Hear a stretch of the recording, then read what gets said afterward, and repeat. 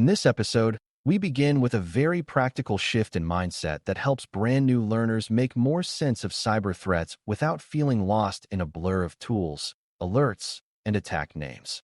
Many people first study cybersecurity by focusing on individual incidents or flashy examples, but defenders become much stronger when they learn to organize adversary behavior into patterns they can recognize and think through repeatedly. That is where threat frameworks become useful, because they give structure to activity that might otherwise feel scattered and unpredictable. A framework does not remove uncertainty, and it does not magically explain every event. What it does is give you a dependable way to sort behavior into meaningful categories so you can ask better questions, notice stronger patterns, and make calmer decisions. Just as important, repeatable thinking keeps you from reinventing your reasoning every time something suspicious appears in front of you. Before we continue, a quick note. This audio course is part of our companion study series. The first book is a detailed study guide that explains the exam and helps you prepare for it with confidence. The second is a Kindle-only ebook with 1,000 flashcards you can use on your mobile device or Kindle for quick review. You can find both at CyberAuthor.me in the Bare Metal Study Guide series. Adversary behavior is simply the set of actions an attacker takes to reach a goal inside or around a system, network, application, or organization. Those actions are not always dramatic, and they are rarely as random as they first appear to a beginner. Even when attackers improvise, they are usually still trying to solve familiar problems such as how to get access, how to stay there, how to move towards something valuable, and how to avoid being noticed for as long as possible. When you start looking at cyber activity through that lens, you stop seeing each event as an isolated surprise and start seeing it as part of a larger behavior pattern. That is important because defenders do not just need to know that something happened. They need to understand what kind of step it may represent in a broader sequence of actions. Once behavior becomes the focus, security work starts to feel less like guessing and more like interpreting a meaningful trail. A threat framework is best understood as an organized model for describing how adversaries tend to behave. It is not a prediction machine, and it is not a list of guaranteed steps that every attacker follows in the same order. Instead, it acts like a map or filing system that helps defenders place observations into useful categories.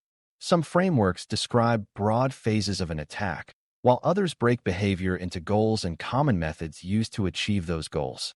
For a beginner, the value is not in memorizing a large reference set. The value is in realizing that frameworks give you a shared structure for thinking, discussing, and learning. Without some kind of structure, one suspicious login, one permissions change, and one odd data transfer can feel like three unrelated mysteries.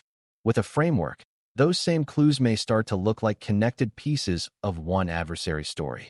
Repeatable thinking is the habit of approaching suspicious behavior with the same core questions each time instead of reacting in a different way depending on stress, surprise, or personal instinct. This matters because cybersecurity environments produce a constant stream of events, and human attention can become inconsistent very quickly when people are tired or overloaded. A repeatable thought process gives you stability. It encourages you to ask what happened, what goal this behavior may support, what may have happened before it, what may happen next, and why the observed activity matters in this specific environment. That discipline reduces panic and reduces guesswork at the same time. Rather than jumping from one technical detail to another, you begin to move through suspicious activity with a more deliberate rhythm. That does not make you slow. In many cases, it actually makes you faster because organized thinking helps you notice the important patterns sooner and avoid wasting time on disconnected details that do not change the overall picture. One of the simplest ways frameworks organize adversary behavior is by the purpose behind a step rather than by the exact tool used during that step. An adversary may first try to gain entry, then try to establish a foothold, then try to increase access, then move toward additional systems, then collect valuable information, and eventually remove that information or cause some other form of impact.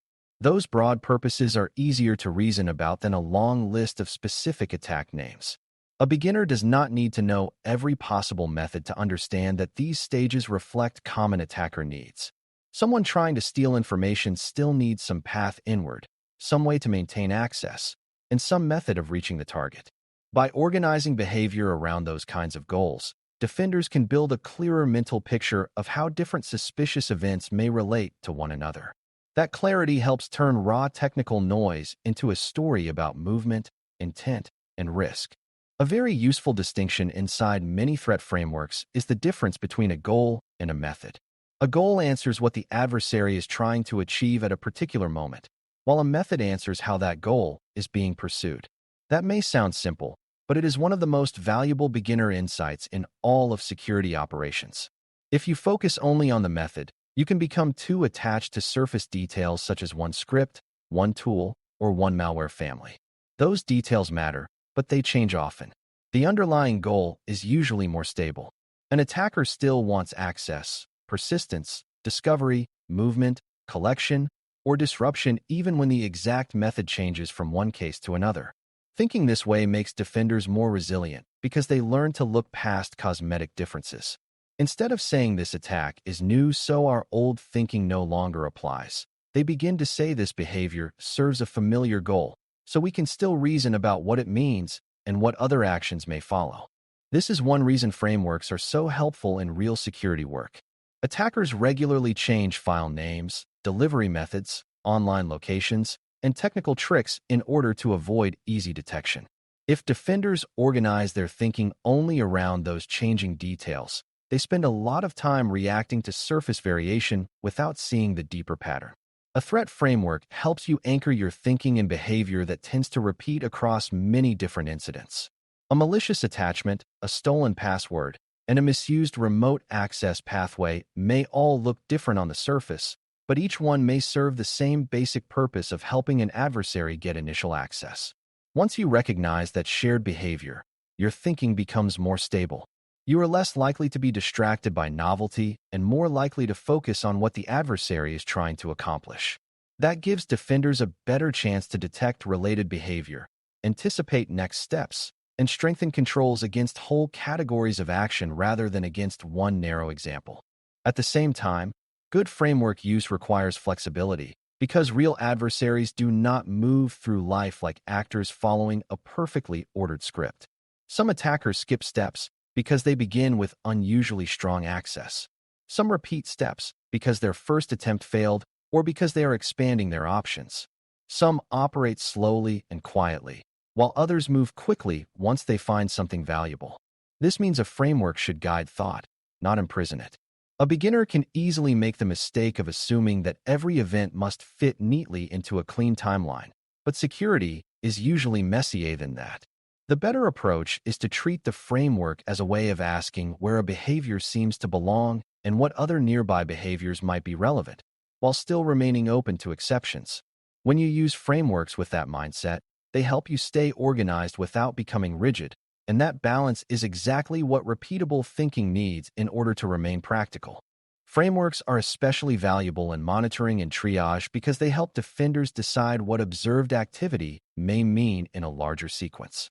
A suspicious login on its own may feel uncertain, but if it is followed by access to a privileged system, an unexpected permissions change, and unusual movement toward a sensitive repository, the behavior begins to map into a more coherent pattern. That pattern suggests more than isolated curiosity. It suggests progression.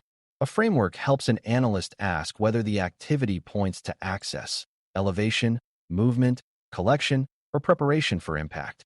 Those questions can make triage much stronger because they move the conversation beyond whether an alert merely looks strange. Instead, the analyst asks what role the event may play in an adversary's path.